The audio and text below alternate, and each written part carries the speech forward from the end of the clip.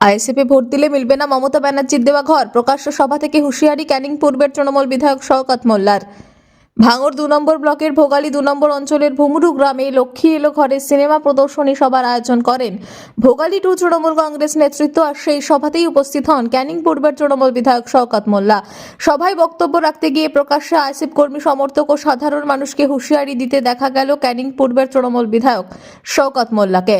তিনি বলেন, ভোট দেবেন আইএসএফে আর ঘর দেবে মমতা ব্যানার্জি, এটা কিন্তু আর হবে না। ডাল ভাত করে খেয়েছেন, ভুলে যাও। খুব পরিষ্কার কথা, খোলাখুলি কথা। যদি আগামী দিনে শুধরে যাও তাহলে টাকা পাবে, তাও টাকা পাবে ভোটের আগে নয়, ভোটের পরে। এটাও বলে দিলাম, কথা যেমন এখানে বলে যাচ্ছি কাজেও প্রমাণ করে দেব। যদি না করতে পারি রাজনীতি করব না, ছেড়ে দেব।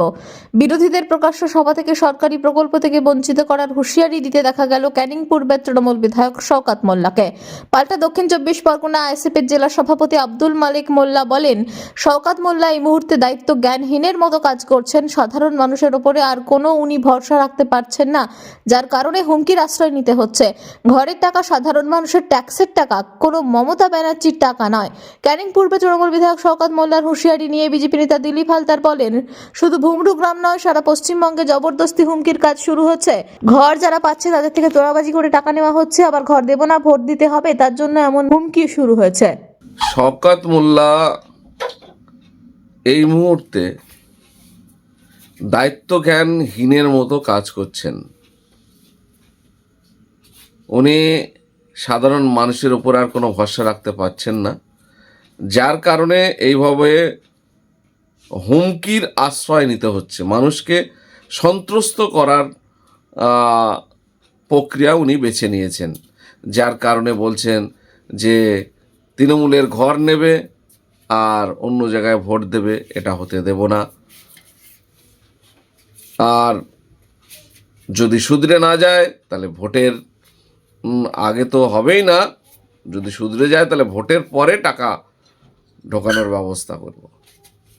এই যে কথা, এই কথার মধ্য দিয়ে তিনি প্রকাশ্য সাধারণ মানুষকে সন্ত্রস্ত করা, হুমকি দেওয়া বা একটা প্রতিবন্ধকতা তৈরি করার চেষ্টা করছে, যার মধ্য দিয়ে যাতে সাধারণ মানুষ তাদের আয়ত্তে থাকে, তাদের কথা শুনে চলে, এই পরিবেশ তিনি তৈরি করতে চাচ্ছেন। এটা সম্পূর্ণ হতাশার জায়গা থেকে আজকে সাধারণ মানুষের উপরে ফেথ হারিয়ে এই কথাবার্তা বলতে তিনি বাধ্য হচ্ছেন।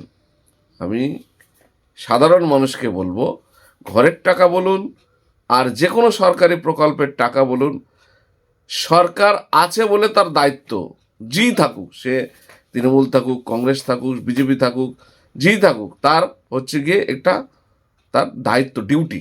সুতরাং টাকা কেউ কলে ছাপায় না, কারোর ঘরে থেকে দেয় না।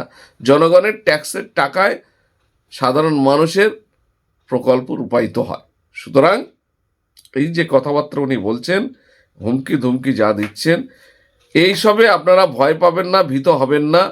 অন্যায়ের বিরুদ্ধে রুখে দাঁড়ান, না হলে কিন্তু যেভাবে এই গোরস্থান গেছে, এসআইআরেও তো আপনার নামও যাবে। আর এরা এই লোক দেখানো আন্দোলন খালি মানুষকে দেখাবে, আর রাজ্য সরকারের কর্মচারীদের দিয়ে আপনার এসআইআরের কাজ সম্পন্ন করবে। আপনাকে সম্পূর্ণভাবে ধোঁকা দিয়ে এরা রাজত্ব চালানোর চেষ্টা করছে, আপনাকে ধনে প্রাণে শেষ করে দেবে যদি আপনি সচেতন না হন। সেই কারণে বলবো, এদের কথায় গুরুত্ব দেবেন না, ভয় পাবেন না। মেরুদণ্ড সোজা করে, মাথা উঁচু করে অন্যায় আর ন্যায় বোঝার চেষ্টা করুন। ভাঙড় 2 নম্বর ব্লকের ভোগালী 2 ভুমরু কর্মী সভার উপরের থেকে জবরদস্তি শুধু না, সারা পশ্চিমবঙ্গেই জবরদস্তির রাজ শুরু হয়েছে এবং হুমকির রাজ শুরু হয়েছে। ঘর যারা পাচ্ছে তাদের তোলাবাজি করে টাকা নেওয়া হচ্ছে, আবার ঘর দেবো না, ভোট দিতে হবে, তার জন্য এখন থেকে হুমকি শুরু হয়ে গিয়েছে। যারা দিল্লির প্রতিনিধি আসছে এসআইআর করতে, সাংবিধানিক কর্তব্য পালন করতে, তাদের উপরে হুমকি আর অত্যাচার সেও থামে না। সর্বত্র একটা অরাজকতার রাজ।